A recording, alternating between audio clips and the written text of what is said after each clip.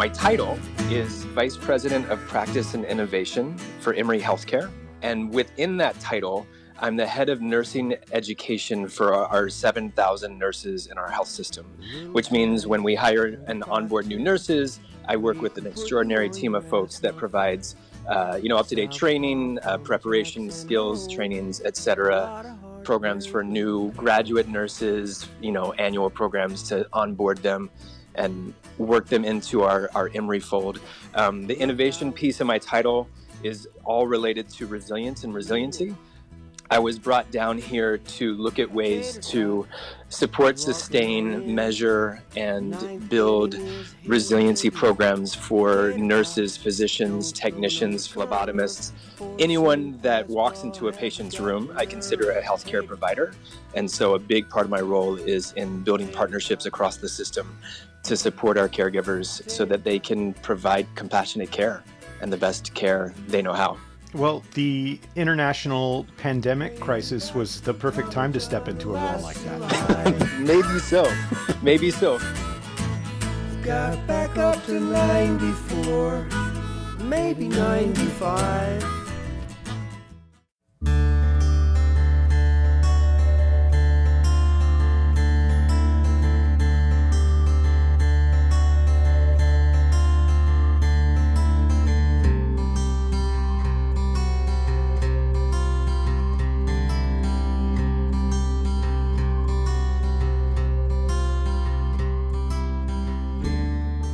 Hey guys, it's Jim Cohn. Welcome, or perhaps welcome back, to Circle of Willis.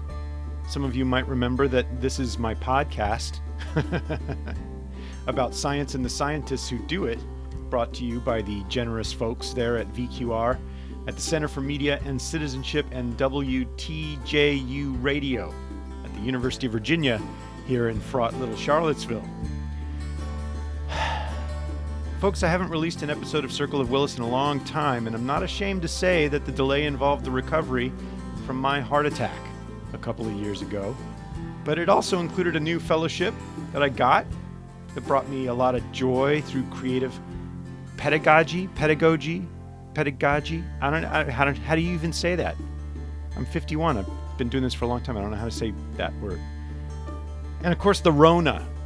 Right? The pandemic, or as one of my freshman undergrads put it this fall in a paper she wrote, the goddamn pandemic. I hear you, sister. It's been frustrating. That doesn't even factor in the civil unrest, the recent elections and all that Trump clowning we all had to go through, the forest fires in Australia and California, the hurricanes. I don't need to tell you that 2019 and 2020 have been grim. But here I am. I'm getting back on this old horse because I love it. And I love it because I get to introduce you to people like Tim Cunningham, who's already introduced himself a little bit at the beginning of this podcast recording. So I won't belabor things, but I will say this. Tim is a super nice guy, yes, but also just an unbelievable badass. Very, very few of us have given of ourselves as much as he has in the name of health and well-being, and even literal survival. Here in part one of our interview, we talk about how caregivers and patients endure pandemics like the one we're going through right now, and we're going to be learning about this from a guy who's actually been through one before, as a pediatric nurse in Sierra Leone during the Ebola Crisis. So listen up, folks. And while you're doing that, try and imagine me standing here in my little home studio, facing you, while holding a hand over my heart.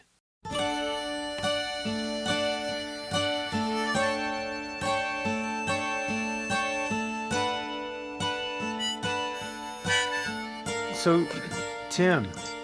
Yeah.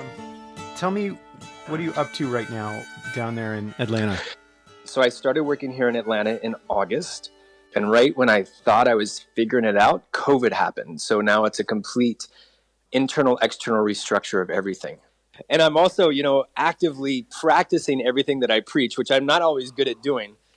Yeah, I'm hoping to get some of your Tim Cunningham vibe into my world a little bit with this call, because I think I could use it, like so many people. Yeah. Um, Take it with a lot of grains of salt and with some good espresso, if you Yeah, like. That makes yeah. it work way better That's for me. that's a that's a foregone conclusion. Yeah. No, it's been interesting. I just left a session where I was meeting with clinicians, nurses, and patient care technicians, focus group, asking them how things are going. I was asked to be a part of this session. And I said, well, we also have some psychiatrists available. If you want a psychiatrist to come in for more sort of quote unquote professional support or Western support. And I was asked by a nurse manager, she was like, actually, no. She was like, we want you because you're a nurse, for one. And so you get it at a different level. And two, there's so much stigma around sort of traditional therapy. She was like, I know my team needs it, but I'm going to lose more people to this if I bring in a quote unquote therapist, which I thought was really interesting. So let me get straight on this. There's stigma against traditional therapy among healthcare workers? Yeah, which is ironic, isn't it? It is. And the stigma that I'm witnessing firsthand with the COVID response, and maybe we'll talk about Ebola a little bit too, because there was some of Absolutely. that I saw Yeah. in that experience as well.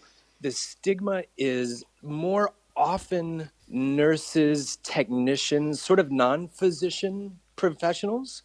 But I also know a handful of physicians who, though they have studied psychiatry in their medical training, kind of push against it. I think one piece is one of vulnerability. And we as healthcare providers deal with vulnerability in a very different way. We need to be vulnerable. The best nurses are the ones that can sit and cry with their patients. And the strongest nurses are the ones who are able to do that and then are able to walk out of the room and care for themselves enough so they can walk into the next room and laugh with that next patient if that's what's needed in the space. Geez, Right? that's sounds like a super heroic level of emotional awareness. Maybe it's like real human connection. Yeah.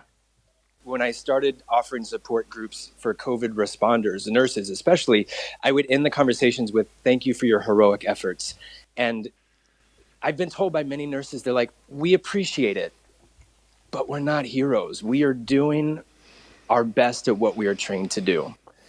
And we would rather you save the energy that you're using to call us heroes and work your magic to get us the protective equipment we need so we can do our job the best. I even have a good nurse friend who just recovered from COVID. I was talking with her on the phone. She had a really scary go with it. She's thankfully doing better. And she was like, I'm off social media now. She's like, there's something about this hero narrative that like it even irritates me now, because she said it made her feel like it distracts her from just being human. And like, I Yeah. think that's what's great about nurses. Like, Well, human. there is, so I used to do therapy with war veterans, and one thing that was I heard a lot. First of all, I heard just basically a lot that people didn't. They found it distasteful to hear themselves being called a hero. So Yeah. I would say that most people that I talked to didn't have an excellent reason for why that was. They would just react negatively, and we could maybe post hoc it in our therapy. But the most articulate among them would say that they felt suddenly denied, just as you're saying, denied their basic humanity. And what that meant, when I pressed further, was they wanted to be free to be a competent person, but also to be a little fucked up. And there was Right. something that boxed them in about being regarded in this heroic way. That makes so much sense, because you really don't have the ability to, I mean, you kind of have to be perfect once people start calling you a hero. And then question what you're doing. Is this heroic now? Oh, I've been called a hero. Oh, is this heroic what I'm doing? Is this? And yet I think there's a lot of beauty in the hero narrative right now, because I've never been married. I might get married one of these days if I'm lucky. I don't know. But there is a connection, because we often talk about, when people have a big wedding, sometimes they ask the question, who are we doing this wedding for? Is this for the families? Is this for the parents to get together and celebrate? Or is it really for the two people uniting in love? And I think we've all been to weddings where it could be one way or the other, and I think the heroism narrative, what I'm seeing now, is similar, where like people need to do it because it feels good. It feels good to go out on your porch and bang pots and pans and cheer for people. It feels good to see people coming together to support a united cause. So like to that end, it's so profoundly beautiful. But at the other end, I'm not sure the intended effects are really reaching the folks that it's intended for, if that makes sense. No, it totally makes sense. And it's actually not the first time I've heard it even about healthcare workers. I mean, again, I don't want to, like you, I think it's a beautiful thing ultimately, and that it's something that is generally good for everyone. But it is important to be mindful that these heroes, so to speak, they need us. Yeah. They need support.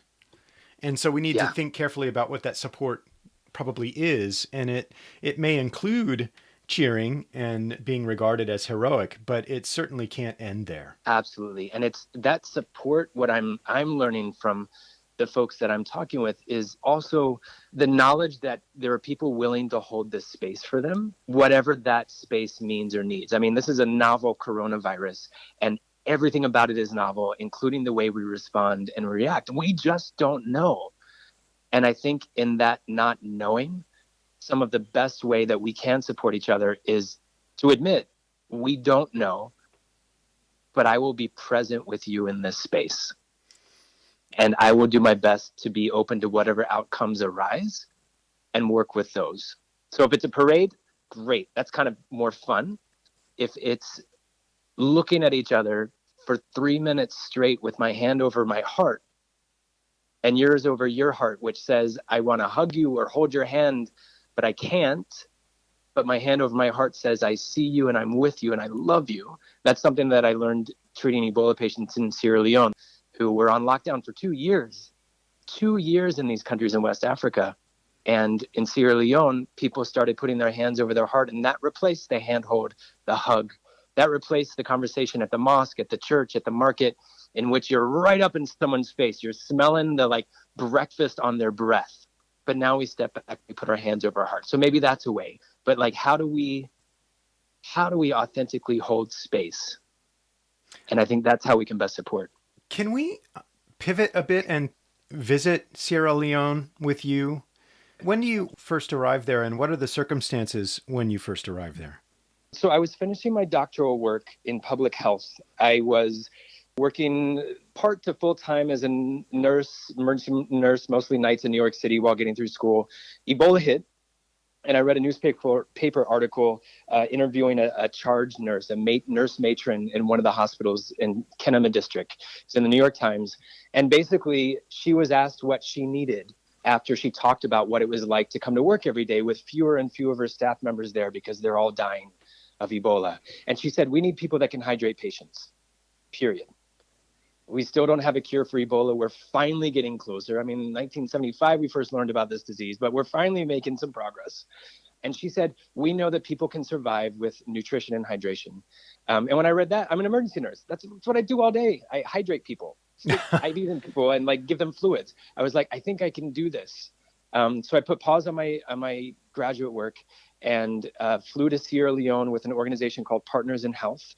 And my first day, the very first person I met with Ebola was on Christmas Day 2014. And we had a few days of training prior to Christmas in Sierra Leone. We met some survivors. We did some mock practices in the PPE. But my first day, the very first person I saw with Ebola was a 5-year-old boy on Christmas Day. And the most fucked up thing, can I say fuck on this? Yep. Okay, shit, great, fuck. Piss. The most fucked up thing about it that still keeps me up at night was he looked completely normal. He was a normal, playful 5-year-old child.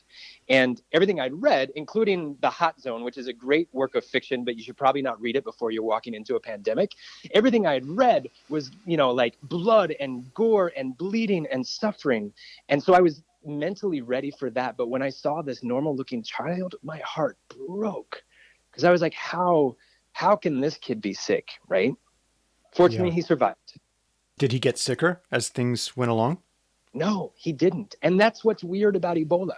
Mm-hmm. Some people spiked a fever, their blood tested positive for Ebola, and then they had to hang out in our Ebola treatment unit, surrounded by people dying every single day and actually getting better and then going home. We saw this in the kids we treated and adults we treated.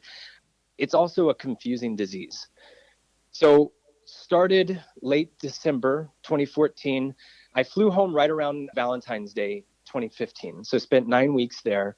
And when we arrived, we had about 90 some patients in the unit where we were working. We did the calculation for all of our nurses and doctors we had working there. And we were working with folks from the US, from Cuba, from Sierra Leone.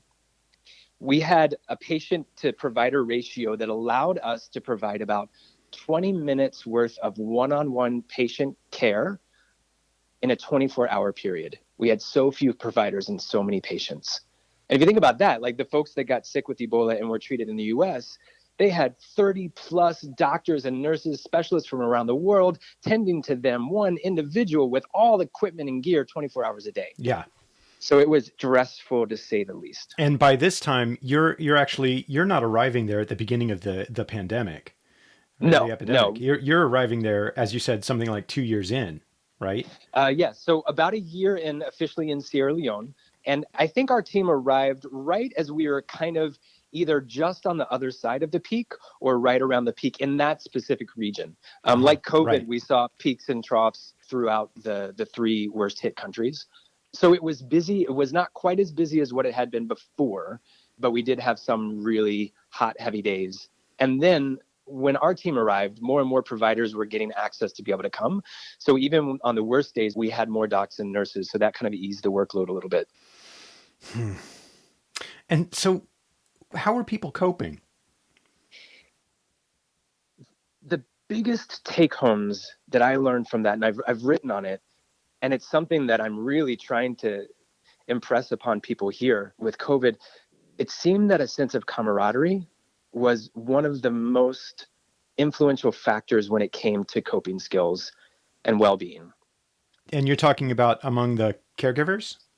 Yeah, I'm talking about among the caregivers, but I've actually recently learned as I've reached back out to friends in Sierra Leone as COVID started to hit, that sense of camaraderie was also shared amongst our national staff, healthcare workers, dietitians, folks that help provide environmental services within the ETU, Ebola Treatment Unit, and as well as community members. Just because you can't go to the mosque on Fridays, you can still, I mean, this was the dark ages, we only had Skype, but people were still Skyping, right? Yeah. People were still sitting out in nature, like what we see in some of the parks around the US with safe social distancing. Yeah. And so it was that sense of people being together. Other things that we did, music, we sang together, we drank together. There was a bar up the road. That's where we would get all the latest CDC information. It seemed like those researchers were frequently there as well. So we'd have a beer at the end of a long day. Yeah. And that got sticky, as you can imagine. In what sense? Because you were in close proximity to each other, or because you were consuming alcohol? I think it began with like, here's a great way to kind of blow off the end of the day. But I think some of us that maybe struggled a little bit with alcohol, it got the best of us at times as far as overconsumption. Yep. Yeah, and that's such a fine line with self-care, right? You know? Yeah. So you were mentioning earlier that people that you were involved in treating, or family members of people that you were involved with treating, had been in isolation from others for long periods of time while they were sick, while they were not sick. How did that go, and how did that look in comparison to what's going on in our communities here in the U.S. today? So in Sierra Leone, the government laid out a rule that they called ABC, which stood for avoid body contact. You'd see it spray painted all over the city, posters, ABC, ABC, which means no hand holding, no hugging, no close communication. Now, folks, like we're seeing in the US, if you live in a family unit, of course you're in close communication with that family unit. And so people were encouraged to stay separate, but you can't stay so separate from your family. As people would get sick, there was extraordinary contact tracing going on. And we're finally way behind the curve in this country, rolling that out more robustly. I know Partners in Health is doing some extraordinary work in the state of Massachusetts right now. Yeah. The contact tracing that was going on in the Western African countries was inspiring. So someone would get sick, show symptoms, come to an Ebola treatment unit. There would be social workers there at the treatment unit who would ask the person who their contacts were. Then that person would reach out to family members, ask the family from that home to quarantine. Sometimes it had to be military enforced, which meant food had to be delivered. Other community members would bring food to families and support families that way. So you'd have sort of lock-ins in quarantine. Quarantine for Ebola is 21 days based on the transmission of the disease. And so people would be monitored for 21 days. If someone else got sick, then those contacts would be traced and spread out throughout. So there were no police saying you're too close to each other, you have to stay apart. But it became a part of the culture where we just got used to staying apart from each other. And something that I keep reflecting on, right? We've only been in this for a month or two. Yeah. And these community members were, this ABC was enforced or told to be done for a 2-year period. And there's every possibility that we're in for the same kind of thing. And I think we should. Yeah. I mean, look how bad Ebola was in the West African countries that were worst hit. Look at the DRC Congo. And we know Ebola is way less contagious, although it's more deadly. But look at the contagion of COVID. I think we have to stay separated, at least until we get a vaccine. And even after that, we got to make sure it works. How did the folks in Sierra Leone cope with that separation other than, I mean, you mentioned earlier a sort of practice of visually placing a hand on a heart and expressing things as best one can without actually touching or holding hands or anything like that. So that the hand over the heart was a really meaningful, beautiful gesture that we saw. And when we landed as expats, we were all encouraged by our Sierra Leonean colleagues to start doing that. I remember a gentleman that we would walk to and from our treatment unit. So that was another form of self-care. We were stationed about 2 kilometers away from the treatment unit. We had a driver who would take us, but we had an option to walk. And so we would walk. And this gentleman had survived Ebola in our treatment center. Was super sick and he was discharged before my team had arrived. But, we learned stories of past patients. This guy had one arm because he survived the civil war. And during the Sierra Leone civil war, one of the tools of torture was called sleeving, right? Where people would have their wrist cut off or their arm cut off at the elbow. They would literally be rounded up and they would be given an option, a long sleeve or a short sleeve.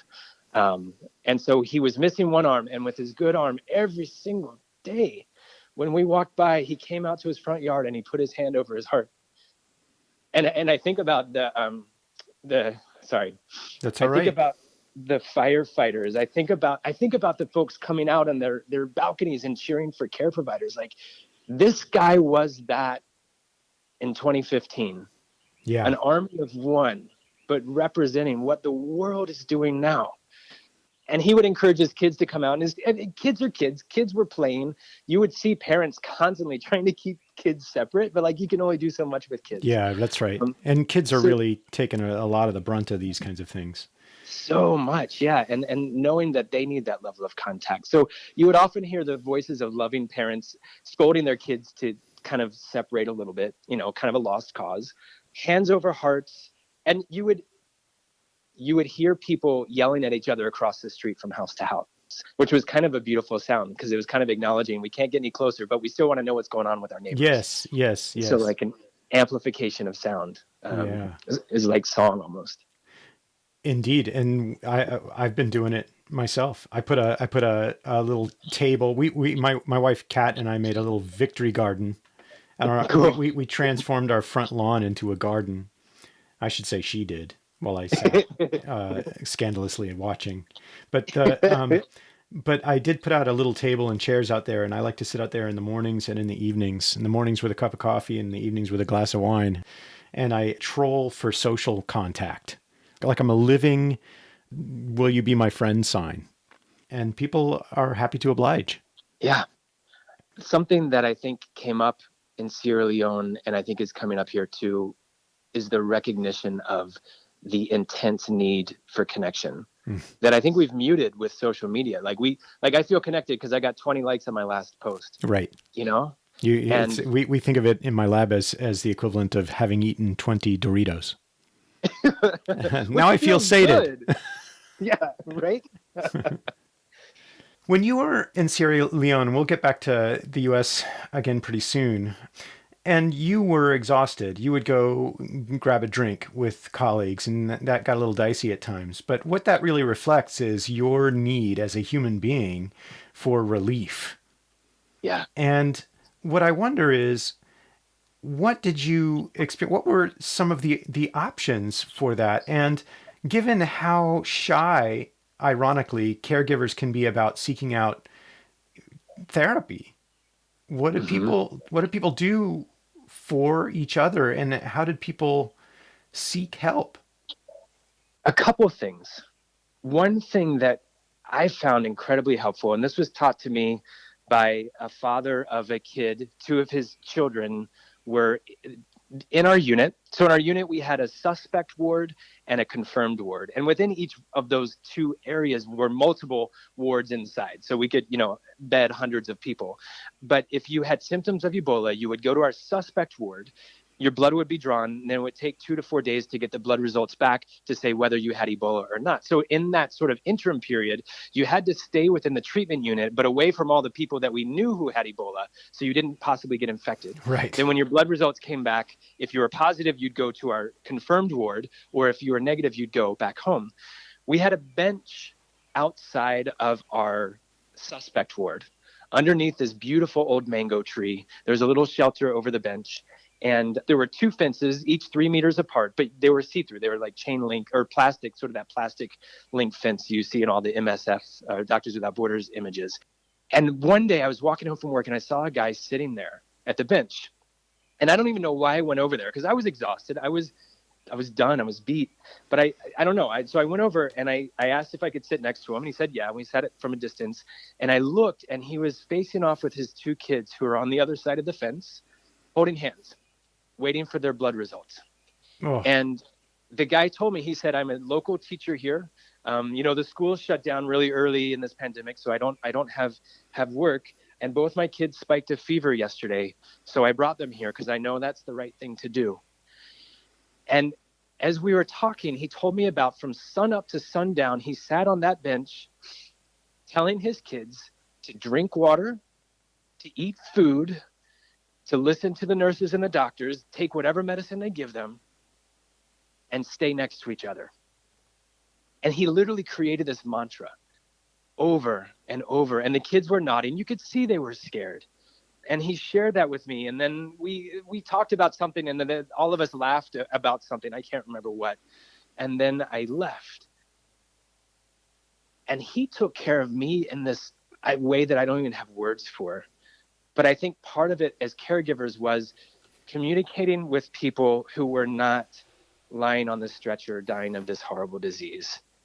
Knowing that it's still okay to communicate with other people outside of our colleagues and outside of our patients.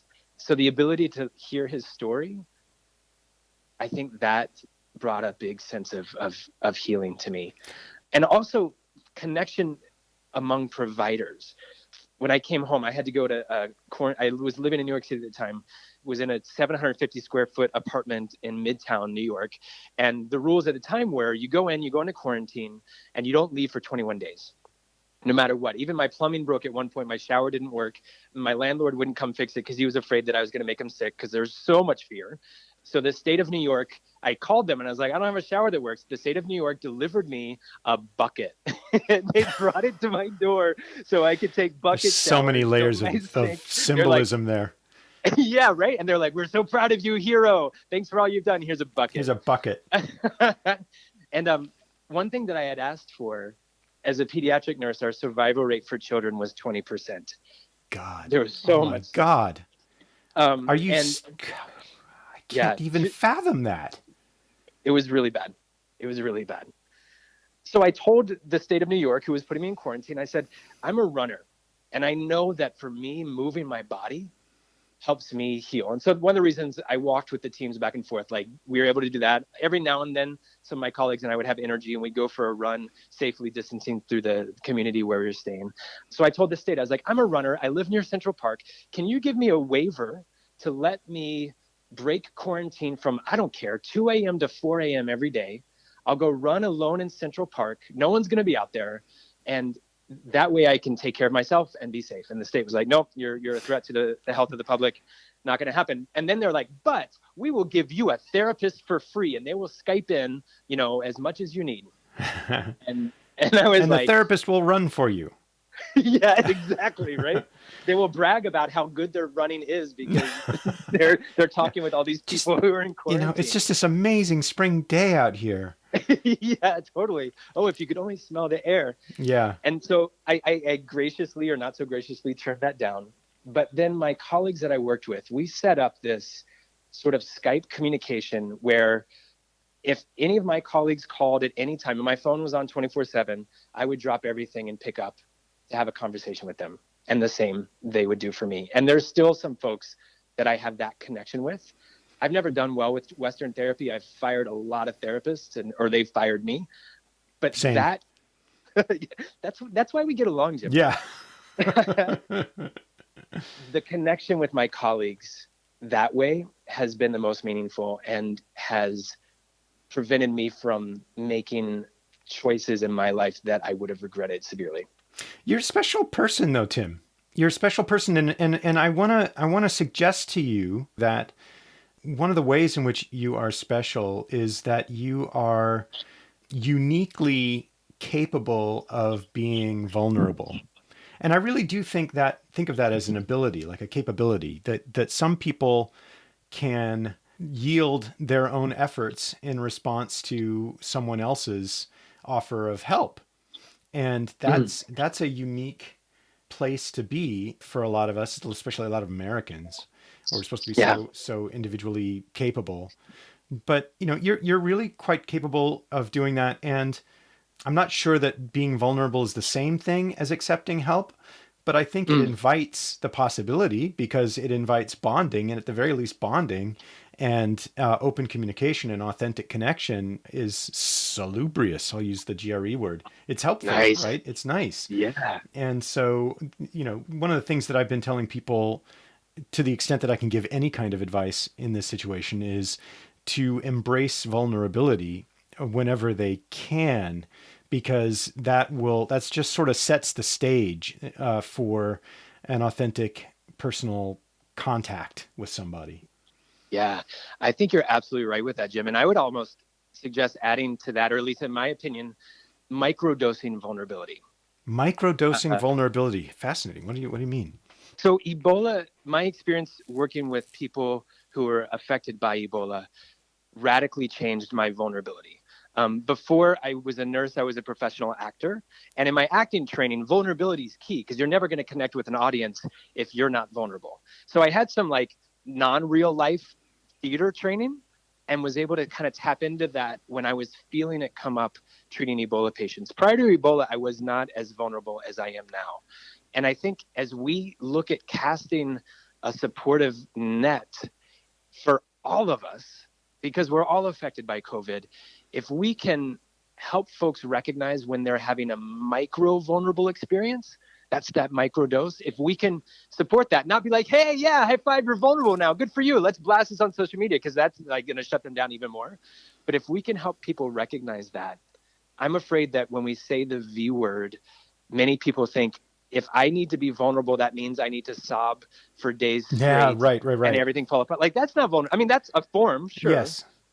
But what are those little elements of it? And can we sort of, when we see them and others, support them and say, yeah, that's okay. That's great. I still love you, and let vulnerability be nurtured maybe.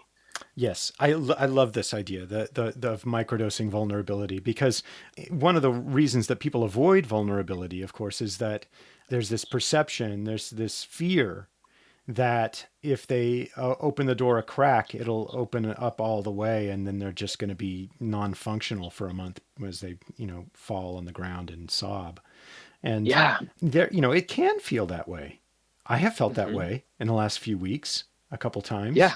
And I'm not going through, anything near what people like you and people that are, actually in the hospitals working with patients right now are going through. And so those microdoses, they're like, it reminds me a little bit of the vulnerability analog of small talk, Small talk, small talk gets a bad rap, but small talk is not a bad thing. It's actually, one of my students described it as a kind of a net that catches you when you're walking through, making your way through the social world, not knowing what to do. And it just provides this supportive fabric. And I also think of humor. And I want to talk about the fact that you're a clown.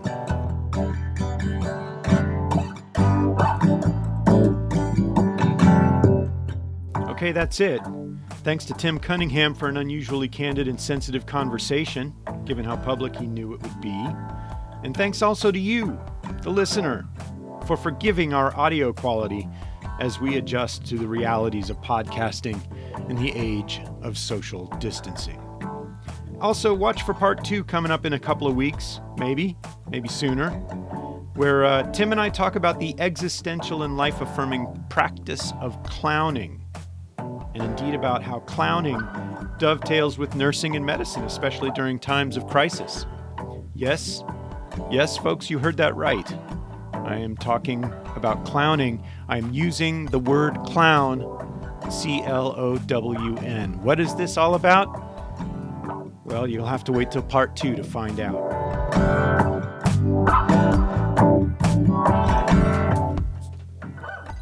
Folks, the music on Circle of Willis was written and performed by Tom Stauffer and his band, The New Drakes. For information on how to purchase his music, check the About page at circleofwillispodcast.com. That's circleofwillispodcast.com. Circle of Willis is also produced by Siva Vaidyanathan and brought to you by VQR and the Center for Media and Citizenship at the University of Virginia. And Circle of Willis is a member of the Virginia Audio Collective. You can find out more about that at virginiaaudio.org. That's virginiaaudio.org. Special thanks to Nathan Moore, General Manager and swell guy at WTJU-FM in Charlottesville, Virginia, Tough as Nails Editor-in-Chief Paul Reyes at VQR, and Lulu Miller, plucky genius, co-founder of the podcast Invisibilia, co-host of Radiolab, and author of Why Fish Don't Exist, a story of loss, love, and the hidden order of life, which you can find wherever you go to get your books. If you like this podcast, how about giving us a little review at iTunes and letting us know how we're doing? It's super easy and we like it. Or send us an email by going to circleofwillispodcast.com and clicking on the Contact tab. All right? Until next time, bye-bye.